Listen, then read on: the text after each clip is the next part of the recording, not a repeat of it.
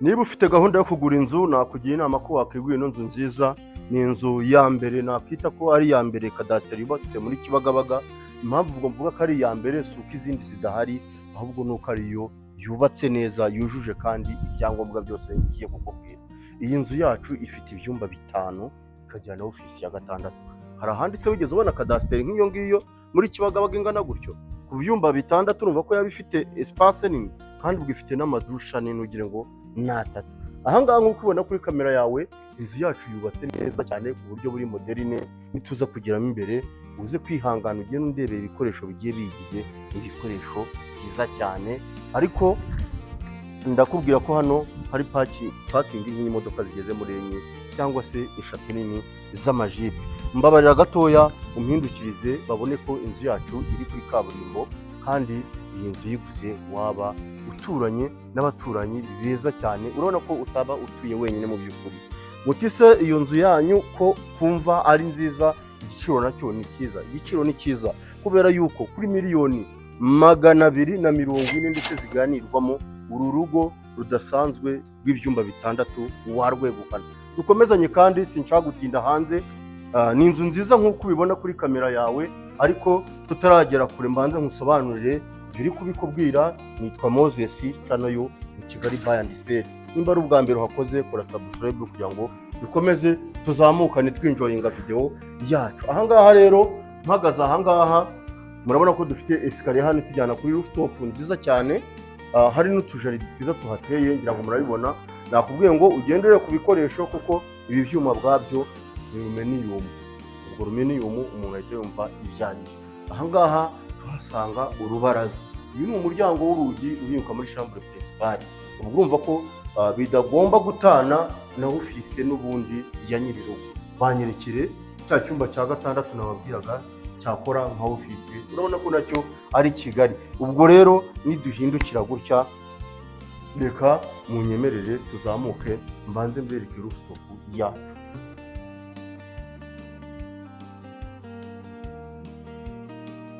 Twazamutse aho tugeze kuri rooftop nziza igiye ifite utuntu twose twiza cyane.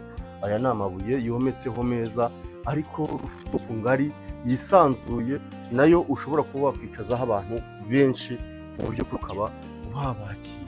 Nakubwiye ngo iyi niyo kadasiteri ya mbere muri Kibagabaga nziza cyane, kubera ko miliyoni 240 hano ubwaho ikibanza kigura miliyoni 100. Ariko watera akajisho ku baturanyi, ngira ngo murabibonye, ifite abaturanyi beza cyane. Iyi nzu igucitse nta yindi nakubonera. Reka tuzamukane tumanukane tugende dutangirire ku byumba byo mu nzu ndetse na salo.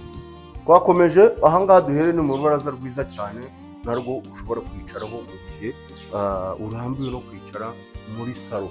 Ahangaha wahatera udutebe ukajya uhicara mu gihe utari muri salo. Mu by'ukuri iyo witegereje dufite hano urugi rwa muvura, ariko rurerure cyane, ubona ko rutandukanye na za zindi mwajyaga mubona. Niyo mpamvu nakubwiye ngo inzu yacu ni iya mbere muri Kibagabaga. Karibu rero, karibu rwose. Nugera hano urahasanga ubudasa. Uhereye ku makaro mu by'ukuri yacu yo muri ino nzu, ubona ko ari amakaro meza cyane akomera y'imikara, ndetse tukagira na TV stand nziza ikoresheje za MDF ubona nziza cyane zisobanutse, zimwe za waterproof. Uvuga ngo iyi TV stand yacu irikomeye. Waterera akajisho kuri plafo yacu n'itara rifunzeho, mu by'ukuri n'ubwiza buhuye no kwisiga. Ariko ikindi nakubwira kuri salo, ni salo nini cyane, wateramo intebe uko wabishaka uko ariko kose. Reka nkubwire, iyi nzu icyo giciro nakubwiye ushobora kuyigura ukayikodesha $1,000, miliyoni 1.5 yajya uyafata igihe waguze iyi nzu wayikodesheje. Iyi rero ni salle à manger duhagazemo, ifite lavabo yo gukarabiramo. nayo ubona ko ari salle à manger nini kandi yisanzuye, nayo wateramo intebe ndetse ukaba wayiriramo wisanze. Twinjirane rero ku bwiza bw'igikoni. Nakubwiye ngo ugende urebamo ibikoresho, uragenda usanga ko hari icyo itandukaniyeho n'izindi.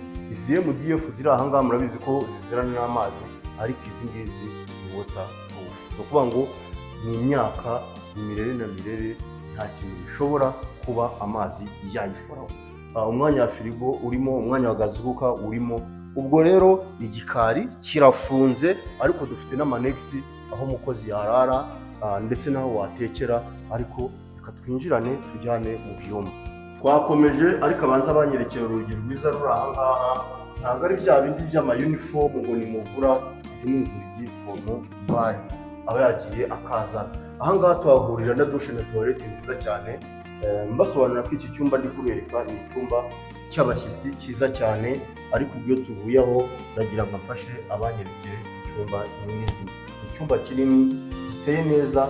Iyi nzu yacu ntabwo isondetse kubera ko yubatse n'amatafari ahiye kuva hasi kugera hejuru, kandi purafo yose iri muri iyi nzu ni igipusanga. Ubwo rero turakomezanya rwose, sindi bubatindire, ndagira ngo mbereke akantu ku kandi. Inzugi zifunzemo aha zose ni foromu Dubai. Ubwo iyo twinjiye aha ngaha tugiye kureba ibindi byumba bigeze muri 4. Turahera kuri icyo ngicyo, icyumba kinini kigari cyisanzuye, purafo nziza n'itara ryiza n'ibisanzwe. Aha ngaha tukahagira dushe na tuwarete nziza cyane, ubona ko nayo irimo shawa nziza ndetse n'ibikoresho byiza cyane. Ubwo rero icyo bihuriyeho ibyo byumba bibiri niyo dushe maze kubereka. Iki cyumba kinini cyane wagira ngo ni master bedroom.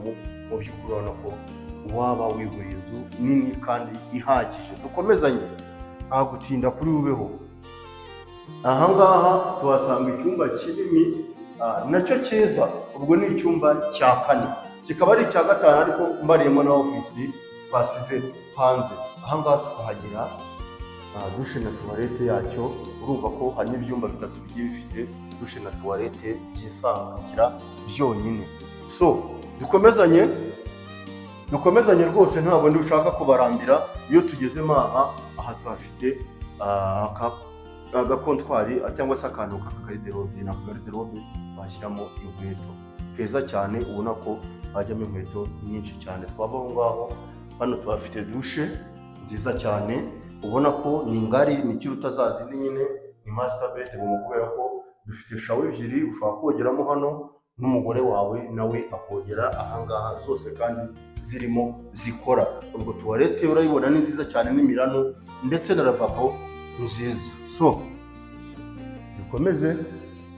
Iyo twinjiye aha ngaha duhura n'ubwiza cyane budasanzwe, nka gariderobe nziza cyane, ubona ko ifata ku gikuta igasanganya no hakurya.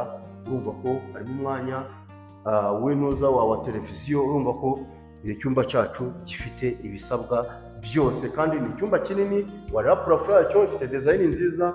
Uyu ni wa muryango rero udufasha kuba wasohoka ukajya muri ya ofisi, cyangwa se ukaba wagenda uramutse udaciye muri salo. Niba wakunze iyi nzu watuvugisha, iyo nimero tuba twashyizeho iri kuri WhatsApp, cyangwa se ukaba wanaduhamagara nawe ukaba watangirana umwaka kwigurira inzu y'ibyumba 6. Ni Kibagabaga, ni kadasitere nziza. Ariko icyo nakumenyesha cyo, ndabizi neza impamvu tuba twayikoze. Hari abantu benshi badakunda etaje, bavuga ati dushaka kadasitere nziza cyane ariko itubutse. Ibyumba 6 rero, ubwo ni 5 na ofisi n'amadusha 4 ndetse na rooftop. Iyi nzu watuvugisha ukaza ukayigura. Amahoro y'Imana akomeze abane namwe.